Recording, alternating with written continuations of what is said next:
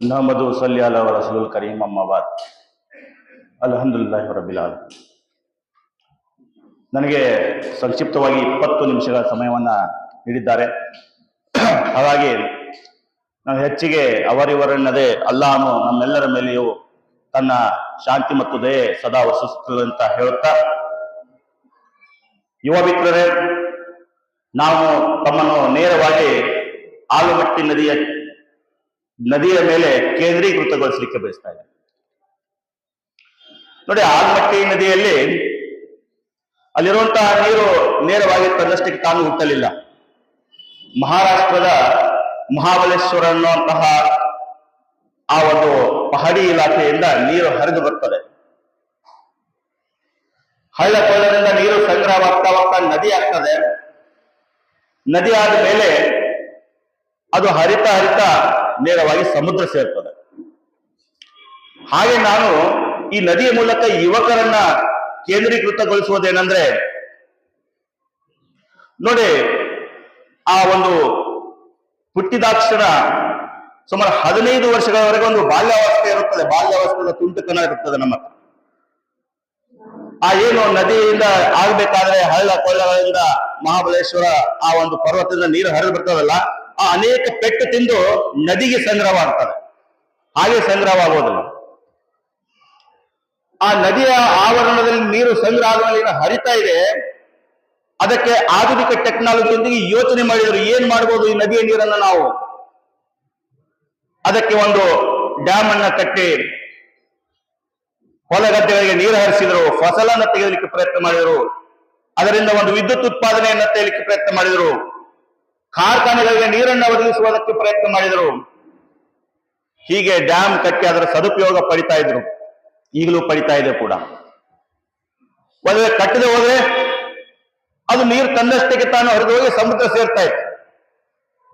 ಹಾಗೇನೆ ಇಂದಿನ ಯುವಕರು ಅದು ಒಂದು ನದಿಗೆ ಸಮವಾಗಿರುವಂತಹ ಶಕ್ತಿದಾಯಕವುಳ್ಳವರು.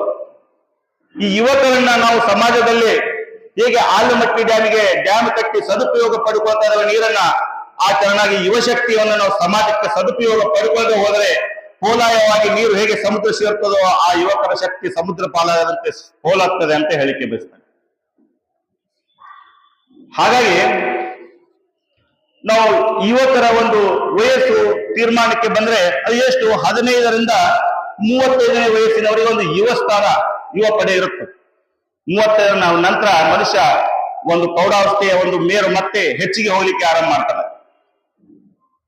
ಆತ ಮಾಡಲಿಕ್ಕಿರುವಂತಹ ಕಾರ್ಯಗತ ಕೆಲಸಗಳು ಈ 15ನೇ ವಯಸ್ಸಿನಿಂದ 35ನೇ ವಯಸ್ಸು ಸಾಕಷ್ಟು ಸಮಾಜದ ಬದಲಾವಣೆಗಾಗಿ ಆತ ಪಣಪಟ್ರೆ ಮಾಡಬಹುದು ಕೂಡ.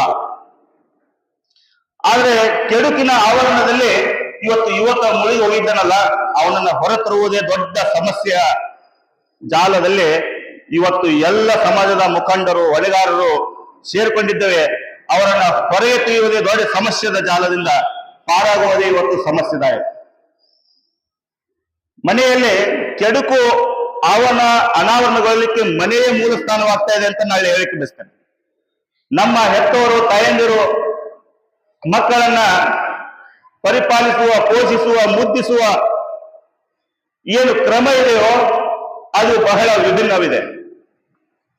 ನೋಡಿ, ನಮ್ಮ ಮಕ್ಕಳಿಗೆ ನಾವು ಅತ್ಯಂತ ಅವಾಚ್ಯ ಶಬ್ದಗಳಿಂದ ನಿಂದಿಸ್ತೇವೆ, ಅವರನ್ನ ಬೈಯುತ್ತೇವೆ. ಅದೇ ಮಕ್ಕಳು ತಾನೇ ಸಮಾಜಮುಖಿಯಾಗಿ ಬರುವಾಗ ಆ ಮಾತುಗಳನ್ನ ಕಲಿತು ಬರುವಂತದ್ದು. ಯಾಕೆ ನಾವು ಮಕ್ಕಳನ್ನ ಬೆದರಿಸಬೇಕಾದ್ರೆ ಯಾವ ಅವಾಚ್ಯ ಶಬ್ದಗಳಿಂದ ಅವರನ್ನ ಬೈಯುತ್ತೇವೆ? ಕೆಡುಕುನ ಅನಾವರಣಗೊಳ್ಳುವುದೇ ಮನೆಯಿಂದ ಆಗ್ತಾ ಇದೆ. ಹಾಗೇನೆ ಮುಂದೆ ನೋಡಿ, ಇವತ್ತು ಇಂಥ ವಾತಾವರಣದಲ್ಲಿ ಕೆಡುಕು ಅನಾವರಣಗೊಳ್ಳುವಲ್ಲಿ ಇನ್ನೂ ಮೂಲ ಅನೇಕ ಸ್ಟೆಪ್ಸ್ ಗಳಿವೆ. ಅದನ್ನ ತಮ್ಮ ಮುಂದೆ ಹೇಳಿಕೆ ಬಯಸ್ತಾ ಇದ್ದೇನೆ. ಮನೆಯಲ್ಲಿ ಶಿಸ್ತು, ಇಸ್ಲಾಮೀಕರಣವಾದಂತಹ ಪ್ರವಾದಿ ಮುಹಮ್ಮದ್ ಮುಸ್ತಫಾ ಸಲ್ಲಲ್ಲಾಹು ಅಲೈಹಿ ವಸಲ್ಲಂ ರವರು ಕಲಿಸಿಕೊಟ್ಟಿರುವಂತಹ ಉದಾತ್ತ ಮೌಲ್ಯ ಆಧಾರಿತ ವಿಚಾರಗಳು ಯಾರ ಮನೆಯಲ್ಲಿಯೂ ಕೂಡ ಅದನ್ನ ಮೈಗೂಡಿಸಿಕೊಳ್ಳುವ, ಅನುಸರಿಸುವ ಪ್ರವೃತ್ತಿಯನ್ನ ಯಾರೂ ಮಾಡುತ್ತಿಲ್ಲ. ಅದು ಇಲ್ಲದೆ ಇರುವುದರಿಂದ ಸಮಾಜದ ಮಧ್ಯೆ ಯುವಕರಿಗೆ ಪ್ರೇರಣೆಯಾಗಿ ಉಳಿಯುವಂತಹ ವ್ಯಕ್ತಿಗತ ಪ್ರಭಾವ ಬೀರುವಂತಹ ವ್ಯಕ್ತಿ ನಮ್ಮ ಮುಂದೆ ಯಾರೂ ಇಲ್ಲ. ಉದಾಹರಣೆಯಾಗಿ ಮಾದರಿಯಾಗಿರುವಂತಹ ವ್ಯಕ್ತಿ ಯಾರೂ ಇಲ್ಲ. ಹಾಗೆ ನಮ್ಮ ಕೆಡುಕು ಅನಾವರಣಗೊಳ್ಳಬೇಕಾದ್ರೆ ಶಾಲಾ ಕಾಲೇಜುಗಳಲ್ಲಿ ನೈತಿಕ ಮೌಲ್ಯಗಳು ಇಲ್ಲದಿರುವ ಕೆಲವು ಶಿಕ್ಷಕರಿದ್ದಾರೆ, ನೈತಿಕ ಮೌಲ್ಯಗಳನ್ನ ಬೋಧಿಸುವಂತವರು. ನೈತಿಕ ಮೌಲ್ಯಗಳನ್ನ ಬೋಧಿಸಲಿಕ್ಕಿರುವಂತಹ ಶಿಕ್ಷಕರೇ ಇಲ್ಲದಿರುವಂದ್ರ ಮತ್ತು ಮದರ್ಸಗಳಲ್ಲಿ ಇಲ್ಲದಿರುವುದರಿಂದ ಕೆಡುಕು ಸಮಾಜದಲ್ಲಿ ಅನಾವರಣಗೊಳ್ತಾ ಇದೆ. ಹಾಗೇನೆ ಮಸೀದಿಯ ಪ್ರವಚನಗಳು 4 ಗೋಡೆಯ ಮಧ್ಯೆ ಮಾತ್ರ ಪ್ರತಿಧ್ವನಿಸ್ತವೆ. ಕೆಲವು ಊರು ಕೇರಿಗಳಲ್ಲಿ, ಅದು ಮೊಹಲ್ಲಾಗಳಲ್ಲಿ ಮನೆ ಮನೆಯೊಳಗೂ ಮಾತ್ರ ಪ್ರತಿಧ್ವನಿಸುವುದಿಲ್ಲ. ಹಾಗೇನೆ ಮೊಹಲ್ಲಾದಲ್ಲಿ ಇರುವಂತಹ ಮಸೀದಿ ಒಳಿತಿನ ಕೆಲವು ಸಂಘಟನೆಗಳು, ಹೊಣೆಗಾರರು, ಸಮಾಜದ ಮುಖಂಡರು ಬದಲಾವಣೆಗಾಗಿ ಮಾಡಬೇಕಾದಂತಹ ಕೆಲಸ ಕಾರ್ಯಗಳನ್ನಾಗಿವೆ. ಅವುಗಳನ್ನು ಪ್ಲಾನಿಂಗ್ ಪೂರ್ವಕವಾಗಿ ಮಾಡಲಿಕ್ಕೆ ತಯಾರಿಲ್ಲ. ಹಿರಿಯರು, ಯುವಕರು ಮತ್ತೆ ಏನು ಒಂದು ಕಮ್ಯುನಿಕೇಶನ್ ಇರಬೇಕಾಗಿತ್ತು, ವಯಸ್ಸಿಗೆ ಅನುಗುಣವಾಗಿ ಅವರೊಂದಿಗೆ ಮಾತನಾಡುವ ಒಂದು ಕೌಶಲ್ಯ, ಆ ಮಕ್ಕಳ ಯುವಕರೊಂದಿಗೆ ಒಂದು ಆಪ್ತ ಸಮಾಲೋಚನೆ, ಯುವಕರ ಮನಸ್ಥಿತಿ ಅರ್ಥಿಕೊಳ್ಳುವಂತಹ ಅಥವಾ ಅವರನ್ನು